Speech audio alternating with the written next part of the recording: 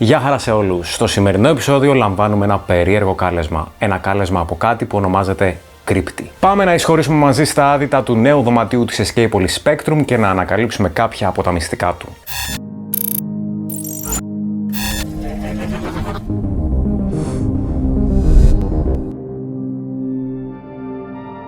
Νέα εταιρεία στο χώρο, η Spectrum, που σε συνεργασία με το Escapolis μας φέρνουν το πρώτο δωμάτιό τους στο The Crypt Fallen Sky. Η κρύπτη φαινομενικά είναι ένα μέρος και μάλιστα το σενάριό της την τοποθετεί εδώ στην Ελλάδα, κάπου κοντά στην Επίδαυρο. Όμως μάλλον είναι πολλά περισσότερα από αυτό. Κάτι προς το παρόν απροσδιόριστο για τους ανθρώπους που έλαβαν αυτό το περίεργο κάλεσμα. Κάτι αόρατο, χωρίς μορφή. Κάτι σαν έννοια. Με την περιέργεια να χτυπάει κόκκινο, μπαίνετε ως αρχαιολόγοι / ερευνητές στην κρύπτη και αφού βγείτε δεν θα είστε ποτέ πια οι ίδιοι. Το πρώτο πράγμα που προσέχει κάποιος ήδη από την είσοδο της εταιρείας είναι τα φανταστικά σκηνικά του χώρου. Μέσα στο δωμάτιο ειδικά θα δείτε σκηνικά και props που δεν έχετε ξαναδεί σε δωμάτιο απόδρασης στην Ελλάδα. Το theme του παιχνιδιού κινείται στο sci-fi, cosmic horror, adventure genre, ναι, όλα αυτά μαζί, με πολλές επιρροές από το Prometheus και τον Hans Giger. Στο δωμάτιο δεν θα βρείτε κανένα λουκέτο παρά μόνο μηχανισμούς και θα κληθείτε να λύσετε μερικούς πολύ challenging γρίφους, χαρακτηριστικό άλλωστε του Escapolis. Η ιστορία έχει κορύφωση με ένα απρόσμενο φινάλε και σας λέω με σιγουριά πως βγαίνοντας από την κρύπτη τίποτα δεν θα είναι το ίδιο. Πάμε να δούμε τι μας είπαν ο Γιώργος και ο Ρέστης και μείνετε μέχρι το τέλος γιατί έχουμε giveaway. Καλησπέρα παιδιά, ο Ρέστης, Γιώργος. Ευχαριστώ πάρα πολύ για τη φιλοξενία. Να είστε καλά. Spectrum, Escapolis. Λίστα. Νέα εταιρεία, νέα σύμπραξη, νέα συνεργασία. Ωραία, να ξεκινήσουμε λίγο να μιλήσουμε γι' αυτό. Για να καταλάβει λίγο και ο κόσμος τι γίνεται, τι είναι η Spectrum, πώς σχετίζεται με την Escapolis, πώς συνέβη αυτή η συνεργασία, η πολύ ενδιαφέρουσα. Εγώ λέω να ξεκινήσει ο Γιώργος, επειδή ως εταιρεία είναι παλαιότερη. Ναι. Δεινόσαυρο. Παλιά καραβάνα. Βασικά είναι μια συνεργασία η οποία συζητιέται αρκετά χρόνια. Προέκυψε τώρα με το Escapolis Spectrum. Ο Ρέστης είναι ίσως ο παλαιότερος μας συνεργάτης που έχουμε συνεργαστεί στο παρελθόν σε διάφορα projects. Σε όλα μας τα projects έχει συνεργαστεί βασικά. Οπότε συζητάγαμε πολύ καιρό να βρεθεί έτσι μια ωραία έτσι, δεν ξέρω, μια παραγωγή θα έλεγα, μια ωραία έτσι ιδέα για να μπορέσουμε να συνεργαστούμε. Και όταν ήρθε η ώρα, ο Ρέστης με προσέγγισε, μου είπε Γιώργο, είναι να ετοιμάσω αυτό, θέλω να κάνω εκείνο, πώς μπορούμε να συνεργαστούμε, με ποιο τρόπο. Οπότε για μένα ήταν μια εγγύηση, δεν το συζητάω καν δηλαδή, θέλω να πω ότι δεν υπήρχε δεύτερη σκέψη σε αυτό το κομμάτι. Περίμενε. Ναι. Πού έχετε ξανασυνεργαστεί? Πολύ σωστά. Έχουμε συνεργαστεί. Καταρχήν κάναμε την πρώτη δουλειά που κάναμε με τον Ρέστη ήταν τον Αύγουστο. Ξεκινήσαμε τον Αύγουστο του 2015 να ξεκινήσουμε να φτιάχνουμε τα props για το Roswell 1947, η γνωστή εξωγήινη. Αυτό το prop, ας πούμε, που βλέπουμε εκεί πέρα που είναι έτσι τόσο εντυπωσιακό, είναι δουλειά του Ορέστη, έτσι. Είναι δουλειά του Ορέστη που εμείς όταν το είδαμε είχαμε κάτι στο μυαλό μας έτσι απλό. Είχαμε δει κάποια props που υπήρχαν και online, ξέρεις, εκείνη την περίοδο που ψάχναμε. Και ψάχναμε έναν άνθρωπο να μας τα φτιάξει εδώ γιατί δεν είναι πολύ πιστικά αυτά που βλέπαμε. Και έτυχε με μια κοινή γνωστή που είχαμε να είναι και ίσως από τους πρώτους ανθρώπους που επικοινώνησα όταν δημιουργούσαμε εμείς τότε το Escapolis. Και συναντάμε αυτόν εδώ τον καταπληκτικό κύριο. Ο Ρέστης δεν λέει πολλά, δεν μιλάει πολύ, αλλά η δουλειά του τα λέει όλα. Και έτσι, εκτός ότι είναι και πολύ καλός άνθρωπος, ενώ γενικά σαν συνεργάτης και σαν άνθρωπος, δέσαμε πολύ. Και τον αφήσαμε και ελεύθερο στο κομμάτι το δημιουργικό, πιστεύω. Ελπίζω να μην σε περιορίσαμε πολύ σε αυτό. Όχι καθόλου. Και συγγνώμη, απλά το λέω ότι όταν μας έφερε το τελικό αποτέλεσμα τότε, εμείς είχαμε σοκαριστεί. Κάναμε αυτή τη δουλειά στο Roswell και κάποια άλλα μέσα στον κόσμο, σαν μικρά props. Και μετά ασχοληθήκαμε στο Γαλάτσι, όπου εκεί έγινε το The Butcher. Εντάξει, τι να πούμε για αυτά που βλέπεις εκεί μέσα. Ναι, συμφωνώ. Στο The Butcher, εντάξει, πάλι ένα σοκ για μας, το λέω έτσι ξεκάθαρα. Δηλαδή, είναι σε έναν άνθρωπο την ελευθερία να κάνει πράγματα επειδή το έχει και το γνωρίζει, και εκείνος το φέρνει, ξέρω εγώ, δεκαπλάσιο πίσω. Το οποίο θεωρώ ότι ήταν. Τουλάχιστον και τα δικά μας μάτια, γιατί άμα ρωτήσει τον Ορέστη, πάντοτε έχουν βελτίωση τα πράγματα, θεωρώ. Η ανασφάλεια του καλλιτέχνη πάντα. Και μετά έγινε ένα πολύ μεγάλο project στην Ρόδο, που μας πήρε περίπου 6 μήνες για την υλοποίησή του, και φυσικά ήρθε το Spectrum εδώ. ήρθε το Spectrum, οπότε Ορέστη το δικό σου κομμάτι, στο συγκεκριμένο δωμάτιο πάντα, είναι θα λέγαμε έτσι το πιο κατασκευαστικό, το πιο καλλιτεχνικό. Το εικαστικό μέρος, το εικαστικό μέρος. Είναι δικό μου. Τα συζητάμε όλα με τα παιδιά. Ό,τι σκηνικά βλέπουμε δηλαδή, από αυτά τα σκηνικά που σου πέφτει το σαγόνι, είναι ο Ρέστης, έτσι. Ναι, ό,τι έχουμε φτιάξει και στο συγκεκριμένο το έχουμε φτιάξει όλα. Δηλαδή, εγώ λέω χαριτολογώντας, μόνο τα πιγκάλ δεν έχουμε κάνει, στις τουαλέτες. Όπως και στο χώρο, γενικά έχει πέσει πολλή δουλειά προσωπική. Άλλωστε είναι και το θέμα τέτοιο που δεν μπορείς να βρεις στοιχεία έτοιμα. Πρέπει να τα φτιάξεις όλα. Ήρθαμε σε επαφή όταν προέκυψε η ευκαιρία τέλος πάντων με τον Γιώργο και ξεκινήσαμε να το κουβεντιάζουμε, μορφοποιήθηκε και ξεκίνησε η παραγωγή. Η Spectrum είναι μια εταιρεία παραγωγής, φιλοδοξεί να κατασκευάζει δωμάτια γενικότερα, όχι μόνο να λειτουργεί ως ένα escape room. Ποιο είναι το background σου, ότι έχεις επαγγελματικά κάτι σχετικό τελειώσει, ας πούμε? Ναι, έχω τελειώσει τη Σχολή Καλών Τεχνών στην Αθήνα. Και μετά ασχολήθηκα με το θέατρο, δούλεψα λίγο στη λυρική, ξέρω, ή σε άλλες παραγωγές τηλεόραση, σε θεματικά πάρκα, έχω κάνει πολλά. Μια περίοδο έτσι πάλευα να δημιουργήσω ένα video game το οποίο δεν απέδωσε, δεν βγήκε ποτέ, αλλά ήταν μια εμπειρία πολύ ωραία, γιατί έχω τρέλα με τα video games. Άνθρωπός μας. Ναι. Γενικά τα escape rooms είναι ένας χώρος ο οποίος μου φαίνεται ότι είναι φοβερά δημιουργικός. Είναι μια ευκαιρία δηλαδή να κάνεις πράγματα τα οποία δεν μπορείς να κάνεις αλλού.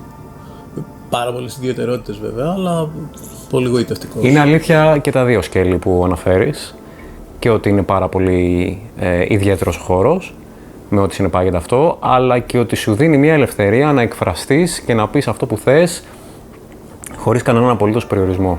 Και έτσι λοιπόν γεννήθηκε η Κρύπτη. Για πείτε μας μερικές ιστορίες από την Κρύπτη. Πολύ ωραίο. Πολύ ωραία το θέτεις. Πώς σκεφτήκατε το θέμα, το οποίο είναι πάρα πολύ ιδιαίτερο, δεν υπάρχει κάτι αντίστοιχο στα escape rooms της Αθήνας αυτή τη στιγμή. Εγώ θα πω γενικότερα ότι, εντάξει, σαν φιλοσοφία το δικό μας background, οι escape rooms θέλουν να λέει και μοναδικές ιστορίες.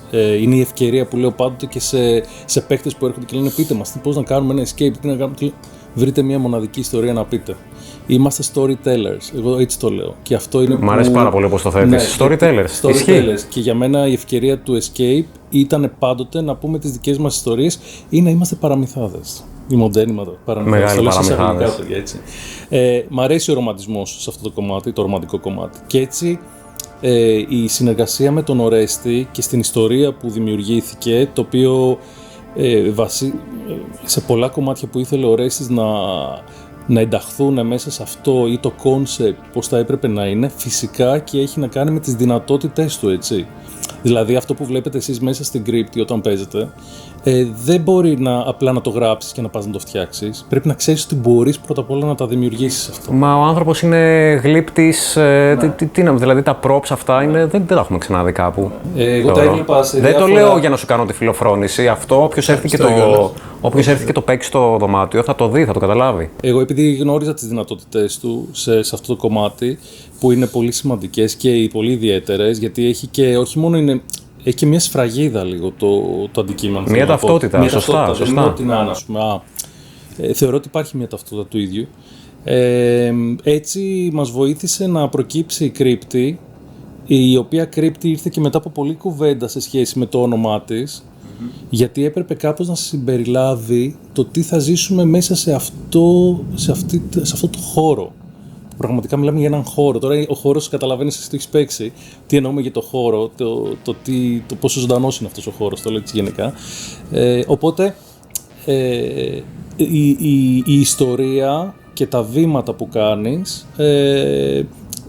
μας βοήθησαν να το πάμε step by step, έτσι ώστε να δημιουργηθεί και η ιστορία και να ολοκληρωθεί και να έχει μια αρχή, μέση και τέλος. Και γεννήθηκε η Κρύπτη. Ναι. Και να συμπληρώσω εδώ ότι είναι τόσο ιδιαίτερο αυτό που ζείτε μέσα. Το λέω ιδιαίτερο, ο καθένας θα το εκλάβει όπως νομίζει. Απλά το λέω σαν αυτό που είπες και εσύ, ότι είναι κάτι μοναδικό θεωρώ σε αυτό που έχει δημιουργηθεί, στο οποίο οτιδήποτε δημιουργείται μέσα πρέπει να κουμπάει πάνω σε αυτή την ιστορία και in concept. Και αυτό ήταν και μια από τις δυσκολίες του όλου εγχειρήματος ουσιαστικά. Να μπορούν να παντρευτούν όλα τα props και όλα αυτά τα γλυπτά που έχουν δημιουργηθεί με το γριφολογικό κομμάτι. Τι είναι η κρύπτη? Γιατί και σε μια συζήτηση που πόσο έχουμε μιλήσει στο τηλέφωνο, γιατί όταν κάνουμε το τρέιλερ, πώς θα το επικοινωνήσουμε, ας πούμε. Αυτό το τρέιλερ φαντάζομαι το έχουν δει και είναι όλη η δουλειά του Γιώργου. Εντάξει, δεν υπάρχουν. Να πούμε για το τρέιλερ ή θα μιλήσουμε αργότερα. Είναι εντάξει. Είναι αυτό που λέμε όπως και με τον Oresti. Ένα το έδωσες, 10 σου έφερε. Το λέει έτσι απλά. Γενικά το αναφέρω. Είχα πολύ ωραίο υλικό να δουλέψω, έτσι. Δεν πάρα πολύ ρεαλιστικά όλο αυτό και για μας ήταν μια πολύ μεγάλη χαρά το ότι βγήκε αυτό το αποτέλεσμα που όλοι επικοινωνούν μαζί μας για αυτό το τρέιλερ γενικότερα. Και μας καλύπτει απόλυτα, δεν το συζητάω καν. Ήμουνα σίγουρος εγώ για το αποτέλεσμα. Σας ευχαριστώ πάρα πολύ. Αλλά και εσύ του δώσω και κατάλαβε μέσα στο χώρο. Εντάξει, όταν έχεις τέτοιο υλικό δεν μπορείς να μην κάνεις ωραία πράγματα, θεωρώ. Χωρίς να θέλω να μειώσω φυσικά το δικό μου κομμάτι, αλλά όταν έχεις όντως ένα τέτοιο σκηνικό, δεν γίνεται.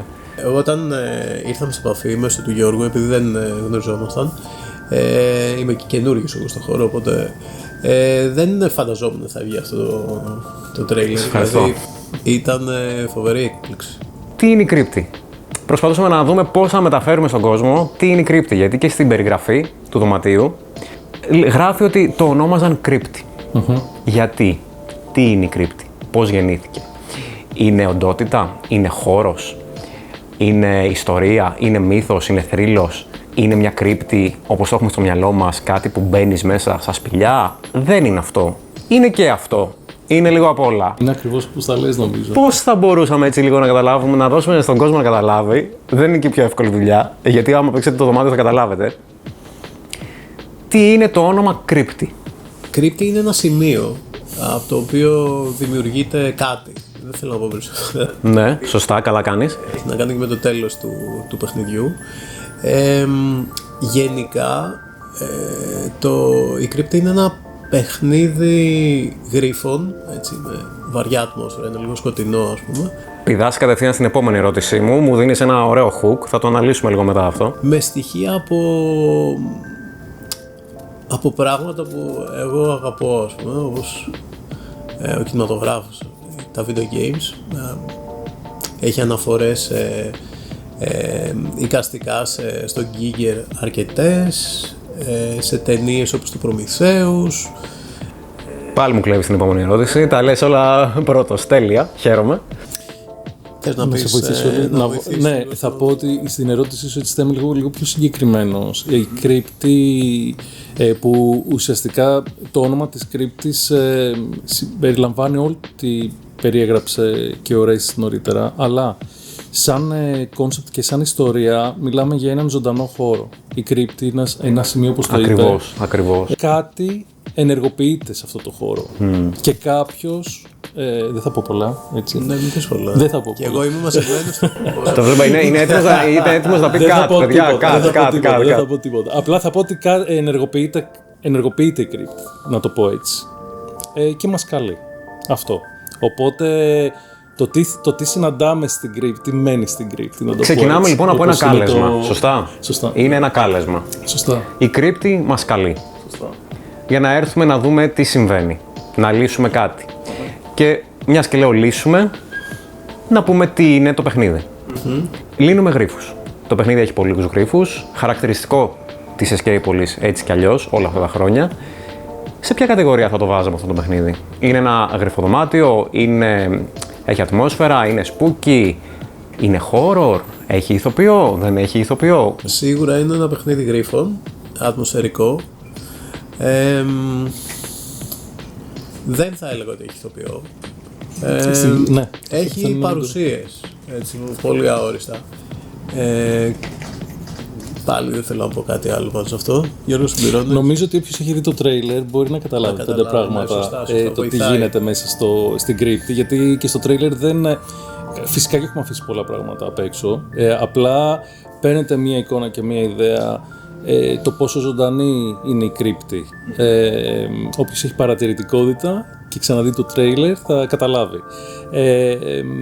Στο οποίο εγώ θα το έβαζα σαν κατηγορία ένα immersive γριφοδωμάτιο, γιατί θεωρώ ότι αυτά τα πράγματα που γίνονται... Immersive γριφοδωμάτιο, ναι, πολύ μ' αρέσει. Θα το έλεγα immersive ατμοσφαιρικό γριφοδωμάτιο. Τώρα σε αυτή την κατηγορία. Δεν θα το έλεγα spooky. Έχει κάποια σκοτεινά σημεία στο ύφος του, να το πω έτσι. Στην ατμόσφαιρά του. Δεν έχει ούτε κυνηγητό, ούτε σωματική επαφή. Δεν έχει ηθοποιό, ας τα προσδιορίσουμε δεν αυτά είναι καλώς. με ηθοποιό. Ωραία. Παρ' όλα αυτά υπάρχουν σίγουρα σημεία που μπορεί ο άλλος να ξαφνιαστεί. Το λέω έτσι απλά γιατί μπορεί να μην το περιμένει. Ίσως να τα συναντάει για πρώτη φορά στον κόσμο του escape αυτό που θα συναντήσει μέσα. Άρα λοιπόν έχουμε ένα ατμοσφαιρικό γρυφοδωμάτιο με φανταστικά σκηνικά, με σκοτεινή ατμόσφαιρα. Εγώ θα προσθέσω, χωρίς να θέλω να κάνω το παραμικρό spoiler φυσικά, με πάρα πολύ ιδιαίτερο σενάριο και με ανατροπές. Okay. Θα πω ότι υπάρχει και ένα twist. Είναι μια πάρα πολύ ωραία δουλειά, επειδή το έπαιξα και το έπαιξα μάλιστα και σε τεστ αρκετά πρώιμο. Βγήκε ένα 3ωρο εκείνο το τεστάκι, θυμάμαι. Είμαστε και σε ευχαριστούμε πολύ που το έκανες. Για μας ήταν ένα crash test αυτό. Crash test και για μένα. Μας βγήκε πάρα πολύ καλό, γιατί το συζητάμε πάρα πολύ συχνά με τον Ορέστη, γιατί έχουν προχωρήσει αρκετά, είμαστε στην τελική φάση των τεστ. Ναι, το οποίο έχει αλλάξει, έχει μεταμορφωθεί το παιχνίδι, έχει γίνει ακόμα καλύτερο. Ναι, σαφώς. Και τρέχετε ακόμα τεστ, έτσι. Έχει περάσει περίπου 1,5 μήνα και ακόμα τρέχετε τεστ. Που δείχνει και έτσι μια τελειομανία, θα πω εγώ. Ναι, υπάρχει αυτό. Ως προς το αποτέλεσμα. Και στόχοι που θέλουμε ο κόσμος να περνάει καλά, εννοείται. Το δωμάτιο να είναι ευχάριστο. Μετά από όλα τα τεστ, βάλατε και κάτι πολύ σημαντικό, το οποίο δεν είχε και δεν είδαμε εμείς, οπότε πρέπει να το ξαναπαίξω το δωμάτιο. Και δεν υπήρχε ούτε στο τρέιλερ, οπότε για αυτούς που λένε ότι το τρέιλερ τα δείχνει όλα, παίξτε το δωμάτιο. The crypt has awakened. Τι άλλο ετοιμάζει η Spectrum, πέρα από την κρύπτη? Τους επόμενους μήνες θα ανοίξει ένα δεύτερο δωμάτιο. Δηλαδή θα δούμε μέσα στο 26 δεύτερο δωμάτιο. Έχει ξεκινήσει, έχει δουλευτεί αρκετό καιρό ήδη, δηλαδή δεν είμαστε στην αρχή. Θα έλεγα ότι είμαστε στο 60%, έχουμε ακόμα δουλίτσα. Το δωμάτιο είναι τρόμου, λέγεται The Inn. Ναι. The Inn, το πανδοχείο λοιπόν. Πανδοχείο, ναι. Made of Many είναι ο υπότιτλος. Είναι τρόμου, δηλαδή θα προσπαθήσουμε να το κάνουμε όσο πιο έντονο γίνεται ως εμπειρία. Πρόσεχε τι λες, on camera. Ναι, συμφωνώ και εγώ με αυτό. Απλά εγώ θα συμπληρώσω εδώ πέρα σε αυτό που λέει ο Ρέστης, επειδή είναι μια διαδικασία, όπως ήταν και με την κρύπτη. Απλά στην κρύπτη ήμασταν πιο περιορισμένοι λόγω του γρυφολογικού κομματιού, ότι έχουμε στάντα πράγματα που έπρεπε να ολοκληρωθούν κτλ. Εκεί είναι λίγο πιο ελεύθερη η μετάφραση, συσσαγωγικά το λέω, στην ιστορία μας. Και όπως το ξέρεις και εσύ πολύ καλά με τους ηθοποιούς, τρώγοντας σου ανοίγει η όρεξη. Τα escape έχουν μια ιδιαιτερότητα σε σχέση με τη σκηνογραφία τους. Ότι καταρχάς είναι το πιο δύσκολο κομμάτι σε επίπεδο σκηνικών που μπορείς να αντιμετωπίσεις ως πρόκληση, γιατί δεν είναι θέατρο όπου τα σκηνικά φαίνονται από μακριά και μπορείς να κρύψεις αρκετές ατέλειες. Δεν είναι κινηματογράφος που τα σκηνικά παίζονται μία φορά και δεν έχουν μεγάλη καταπώνηση συνήθως. Είναι και τα δύο, δηλαδή και έρχονται σε επαφή οι παίχτες, μπορούν να τα αγγίξουν, μπορούν να τα πιάσουν, μπορούν να τα δουν από εκατοστά απόσταση. Οπότε είναι πολύ δύσκολο το κομμάτι αυτό, πολύ απαιτητικό, και παράλληλα μέσα σε όλο υπάρχει το κομμάτι το τεχνικό της καλωδίωσης. Υπάρχει μια υποδομή συχνά πίσω από props, η οποία είναι ένα έγκλημα. Φοβάσαι να βιδώσεις, φοβάσαι να κολλήσεις, φοβάσαι να το τελειώσεις για να μην χρειαστεί επισκευή και πρέπει να ξυλώνεις Οπότε είναι γενικά ένα challenge αυτό τεράστιο. Και αν χαλάσει. Και αν χαλάσει τι κάνει. Εγώ να χτυπήσω ό,τι ξύλο θες, αλλά θα τα δεις μπροστά σου, θα τα βρεις όλα, να ξέρεις. Οπότε τώρα στο Inn νιώθω πολύ πιο άνετα, γιατί ως δωμάτιο τρόμου, ας πούμε, δεν έχει τόσο βαριά ηλεκτρονικά και είναι λίγο πιο χαλαρό αυτό το κομμάτι. Όχι ότι έχει άλλα πράγματα, άλλες δυσκολίες, που όμως είναι πιο σκηνογραφικά, είναι πιο ελεύθερες. Διαχειρίσιμες και ελεύθερες. Θα στηριχθεί στο κουστούμι, θα στηριχθεί στο κομμάτι το special effects, ας πούμε, με υλικά τα οποία μπορούν να αποδώσουν αυτό που θέλουμε. Να υπάρχει το έντονο το κομμάτι του ρεαλισμού στο χώρο, στα στοιχεία που θα δημιουργηθούν στο χώρο. Θα είναι έντονα οργανικό το δωμάτιο, δεν θα είναι ένα πανδοχείο, ας πούμε, με την κλασική σκηνογραφική τοιχοποιία, έτσι όπως την έχουμε δει στις περισσότερες ταινίες, θα πω. Δεν ξέρω τι γίνεται στα Escape, δεν θέλω να το πιάσω αυτό το κομμάτι. Θα είναι περισσότερο οργανικό, θα νιώσεις ότι το ίδιο το δωμάτιο, ας πούμε, είναι ζωντανό με κάποιο τρόπο.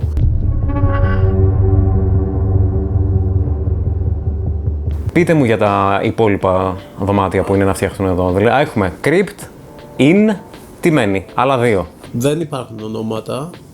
Υπάρχουν κάποια για να συνεννοούμαστε εμείς, τέλος πάντων, τα οποία δεν είναι τα τελικά. Το ένα θα είναι επίσης τρόμου, τέλος πάντων horror, δεν ξέρω.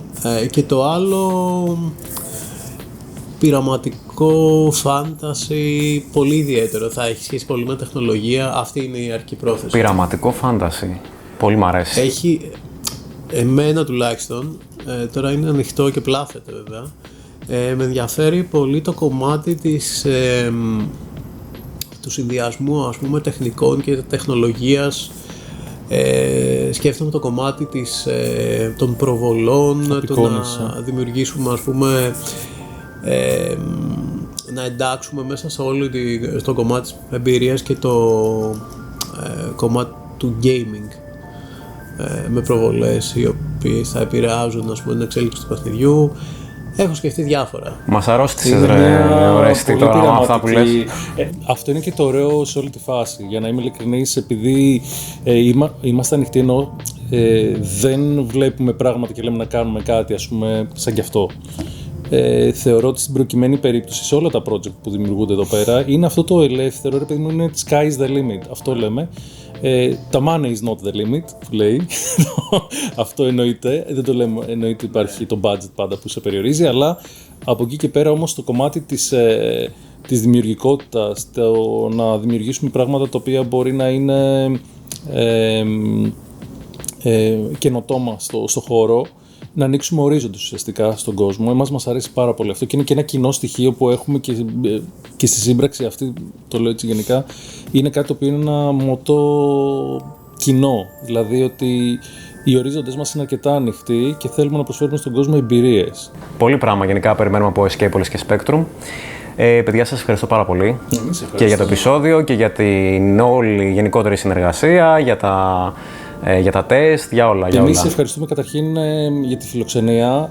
Είναι κάτι το οποίο το έλεγα στον Ορέστη όταν δημιουργούσαμε εδώ την εγκατάσταση και γενικότερα, ότι είναι ένα από τα site και πλατφόρμες που μου αρέσει ο τρόπος που επικοινωνείς με τον κόσμο και το πώς παρουσιάζεις το χώρο. Δηλαδή το λέω πραγματικά αυτό και χαίρομαι που συνεργαστήκαμε και στο τρέιλερ του The Crypt, το οποίο, εντάξει, δεν έχουμε λόγια να πούμε, μας κάλυψε απόλυτα θεωρώ, και στα υπόλοιπα που θα έρθουν, φαντάζομαι.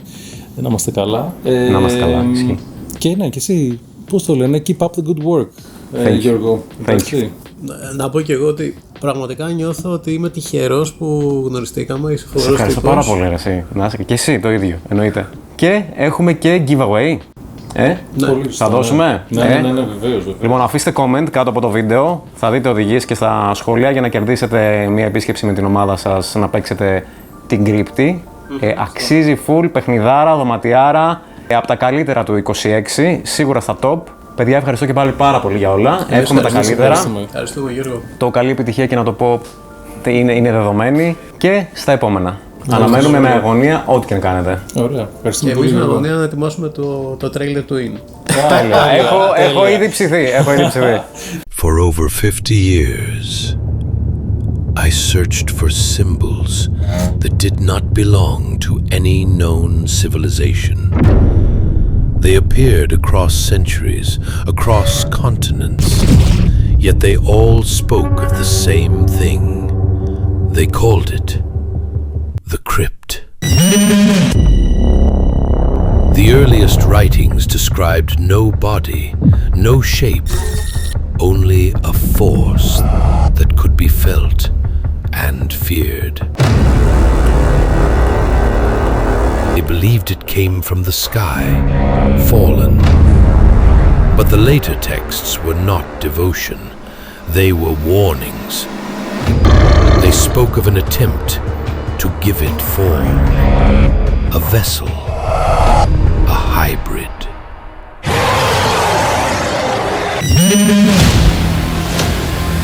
Now, the crypt has awakened. This will not be about history. It will be about survival.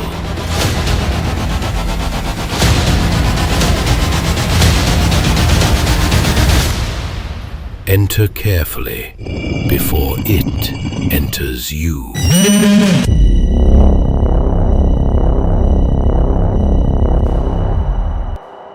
Το μόνο που έχετε να κάνετε για να πάρετε μέρος στην κλήρωση είναι να κάνετε εγγραφή στο κανάλι και να αφήσετε ένα σχόλιο κάτω από το βίντεο που να περιέχει τη λέξη giveaway. Λεπτομέρειες για την ημερομηνία της κλήρωσης θα βρείτε στα info του βίντεο. Καλές αποδράσεις και τα λέμε όλοι στην κρύπτη.